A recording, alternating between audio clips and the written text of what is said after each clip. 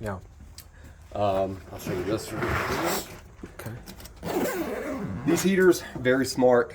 They're going to tell you trouble codes. Right now, LO basically is low pressure. There's no water going through it.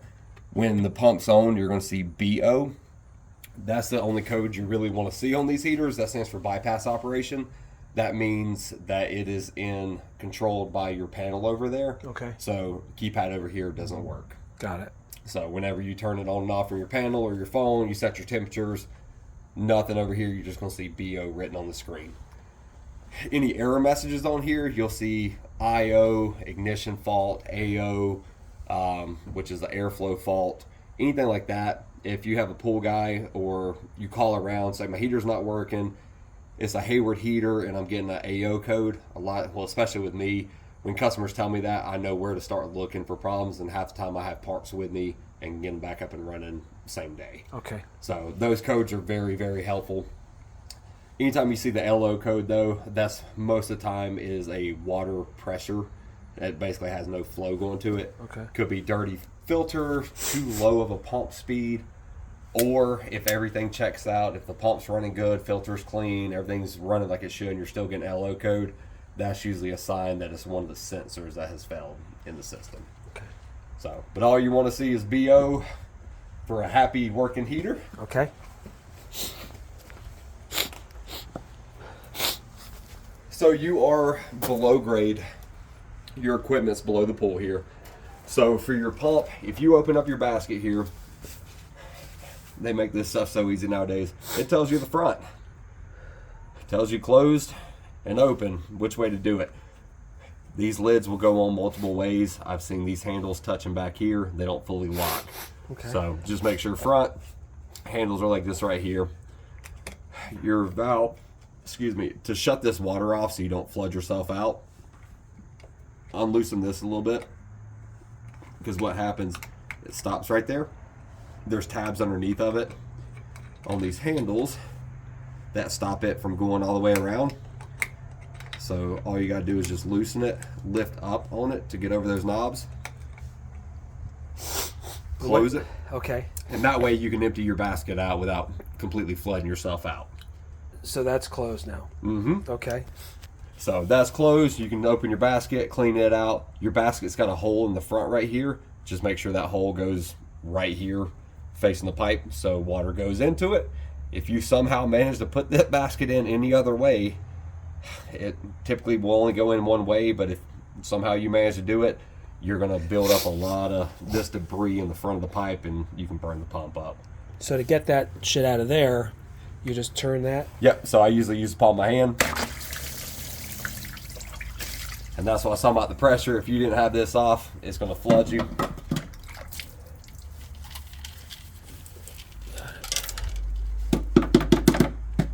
Little rocks in there. So get that debris out. There's that hole, and then it's got a little notch right here, which goes in that little indentation right there. Okay, yep.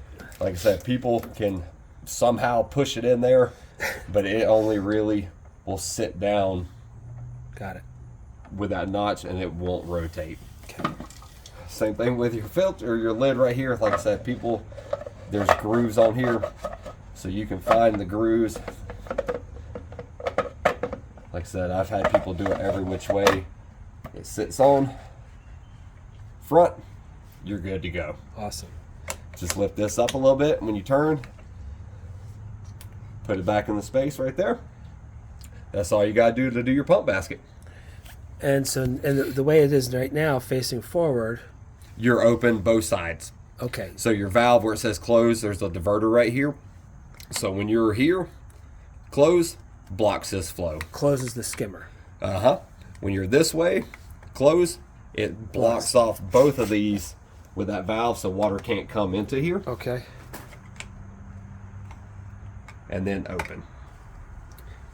You have a check valve in the back right there, that clear little window right there. Yeah. That prevents backflow from basically the salt system.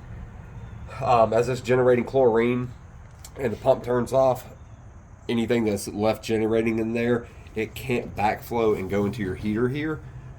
It is corrosive, it's salt. So that's what that prevents, is the backflow of that gas that is producing that chlorine gas and going inside and eating the copper up inside. Okay. So nothing to really mess with on that valve. Over years, they will need to be replaced. They just get gummed up, the little rubber flappers. Yeah. But it's 5 to 7 years average on those. This valve right here literally is to shut off the water flow to the salt cell. So if you need to take this off to clean it, Yeah. you'll see the blades get gummed up with white scale buildup. That's when it needs to be cleaned.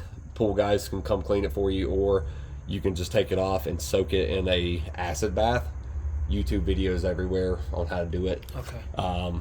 Thank God for YouTube. Huh? No kidding. YouTube University. And I tell a lot of homeowners, especially if you're handy enough, doing these salt cell cleanings is very easy. You don't do anything. You literally make a mixture of about 4-to-1 ratio of fresh water to muriatic acid, and I'll leave you a case here as well.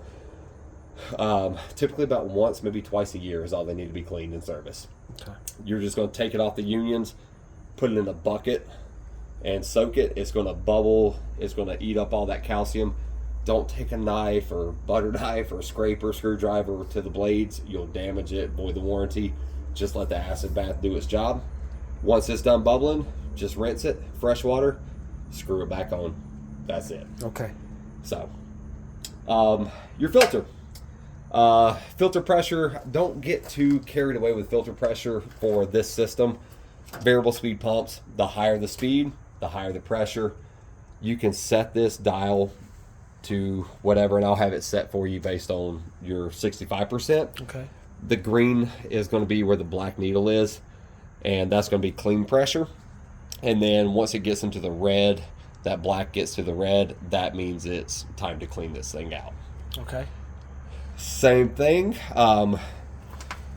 You're going to want to turn this valve facing the pump just so it doesn't flood you out. Yep. And then you don't really have to worry about shutting off this valve, but I would just, peace of mind, close both of these. The check valve is going to stop a lot of that water flow from going back, but that way it just makes sure everything's done. You have a drain plug on the back side here, at the bottom right there. At the bottom, okay, yeah. Screwdriver, a little pair of channel locks or something just to break it free, and then undo it with your hand. Red handle right here on the latch. Okay. So it's just on one side right there. You're just going to squeeze that, rotate it. You're just going to turn it until it breaks it free, and then just lift up the whole canister. The whole thing, okay. You got one filter inside this thing. Okay. Typically with these size filters, depending on how much debris you get in your pool, how much gunk it builds up, usually every couple of months, give or take, you're just going to take it apart, hose it down with a water hose. That's it. Okay. No special chemicals. You read people online, spray it with this, spray it. It deteriorates these things. If you got good water pressure and a good nozzle, it'll knock all the stuff off. If your water pressure is kind of very weak and you have an electric pressure washer, do a 40 wide bit on it, a wide bit, spray it down with that. Okay. Don't use gas. Can't stress that enough with gas. They're usually like 2,800 to 4,000 psi.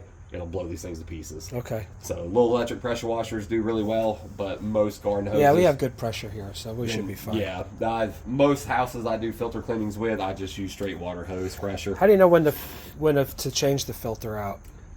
Typically, these filters are going to last you about 3 to 6 years. Oh, really? Okay. As long as you stay up on it. Stay up on them. It's like anything else, cars, anything preventive maintenance. Yeah. The more you keep the thing clean from getting just completely trashed.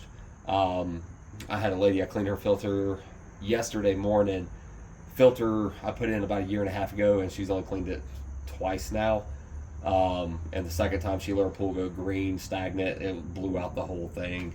And if I have this thing running and I'm away for an extended period and I have the skimmer shut off, there's nothing getting in that.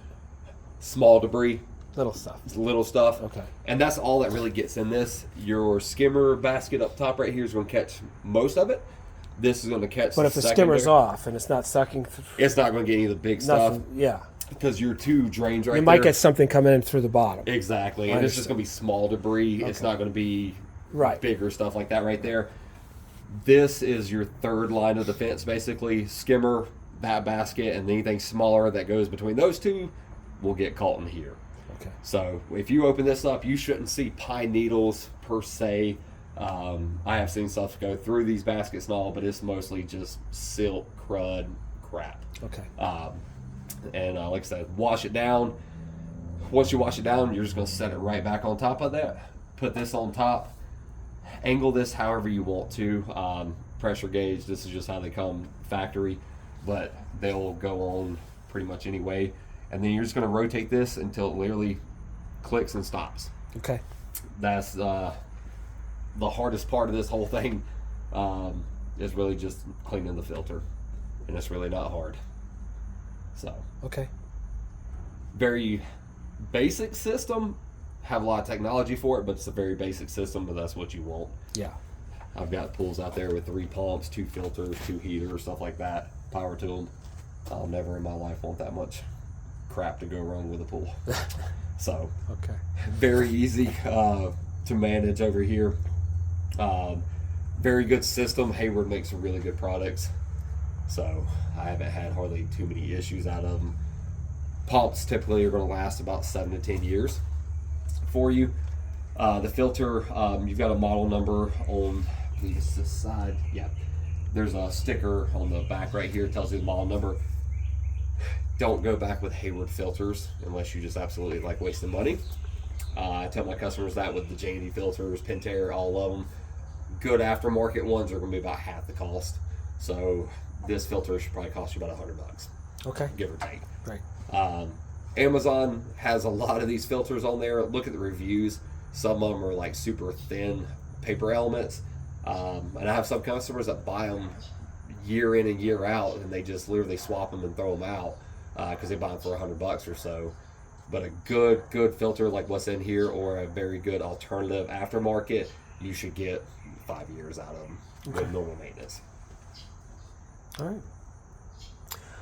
Anything I need to know about this ground wire here? Nope. Are they enclosing any of this, or? I'm gonna, my friend or myself, we're gonna sort of wall this in eventually. Okay.